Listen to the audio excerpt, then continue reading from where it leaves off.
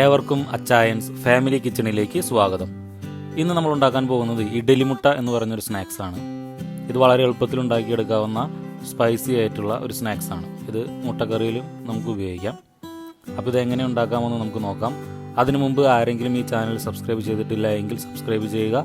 നിങ്ങളുടെ friends and ഫാമിലിക്ക് maximum share ചെയ്യുക. ഇത് നമ്മൾ ഉണ്ടാക്കുന്നത് ഇഡ്ഡലി തട്ടിലാണ്. ഞാനിവിടെ ഒരു കുക്കറാണ് ഇതിന് ഉപയോഗിക്കുന്നത്. ഇഡ്ഡലി പാത്രം വേറെ ഉണ്ടെങ്കിൽ നിങ്ങൾക്കത് ഉപയോഗിക്കാം. കുക്കറിൽ ഞാൻ കുറച്ച് വെള്ളം ഒഴിച്ച് ഇഡ്ഡലി തട്ട് അതിലേക്ക് ഇറക്കി വെച്ചിരിക്കുകയാണ്.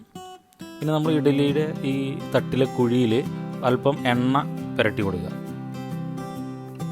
അതിനുശേഷം നമ്മൾ ഓരോ മുട്ടയായിട്ട് പൊട്ടിച്ചൊഴിക്കുക. മുട്ട പൊട്ടിച്ചൊഴിക്കുമ്പോൾ അതിൻ്റെ ഉണ്ണി മഞ്ഞക്കരു പൊട്ടാതെ വേണം പൊട്ടിച്ചൊഴിക്കാൻ. അങ്ങനെ അത് ഒഴിച്ചതിന് ശേഷം ഈ പാത്രം മൂടി വെച്ച് ഒരു 5-6 മിനിറ്റ് ലോ ഫ്ലെയിമിൽ കുക്ക് ചെയ്തെടുക്കുക. അത് ബോയിൽ ചെയ്ത് അത് പുഴുങ്ങി വരണം. ആ ഒരു ഷേപ്പിൽ പുഴുങ്ങി വരും. അപ്പോൾ കുക്കറിൽ ഞാനിവിടെ ചെയ്തപ്പോൾ ലോ ഫ്ലെയിമിൽ എനിക്കൊരു 6 മിനിറ്റോളം മാക്സിമം വേണ്ടി വന്നുള്ളൂ. കുക്കറിൽ ചെയ്യുന്നവർ വിസിലിടരുത്. അങ്ങനെ ഒരു 5-6 മിനിറ്റ് കഴിയുമ്പോൾ എടുത്ത് നോക്കി കഴിഞ്ഞാൽ അത് പാകമായിട്ടുണ്ട് നമുക്ക് മനസ്സിലാവും. പാകമായിട്ടുണ്ടെങ്കിൽ ഫ്ലെയിം ഓഫ് ചെയ്ത് ജസ്റ്റ് അതൊന്ന് തണുപ്പിക്കാൻ വയ്ക്കാം. ഈ സമയത്ത് നമുക്ക് ഇതിൽ ഫ്രൈ ചെയ്തെടുക്കണം. അതിന് വേണ്ടി കുറച്ച് മസാല പ്രിപ്പയർ ചെയ്യണം. മസാല ഉണ്ടാക്കുക എന്ന് പറഞ്ഞാൽ വളരെ എളുപ്പമുള്ള കാര്യം തന്നെയാണ്. ജസ്റ്റ് മഞ്ഞൾപ്പൊടിയും മുളക് പൊടിയും കുരുമുളക് പൊടി ഉപ്പ് മാത്രമേ ഉള്ളൂ. നമ്മളൊരു പാത്രത്തിൽ കുറച്ച് മുളക് പൊടിയും മഞ്ഞൾപ്പൊടി ഉപ്പും കുരുമുളക് പൊടിയും അല്പം വെള്ളം ഒഴിച്ച് ഒന്ന് മിക്സ് ചെയ്തിടുക.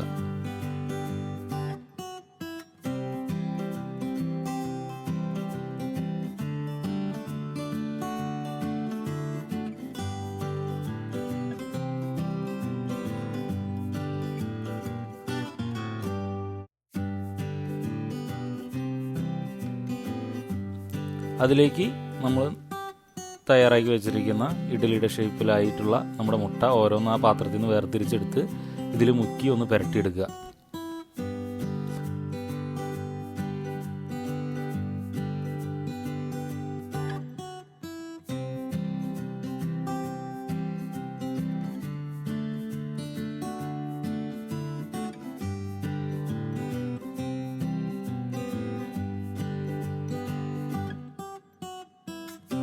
അതിനുശേഷം ഒരു നോൺ സ്റ്റിക്ക് പാത്രം അല്ലെങ്കിൽ ഫ്രൈയിങ് പാനിലോ കുറച്ച് എണ്ണ ഒഴിച്ച് ചൂടാക്കുക.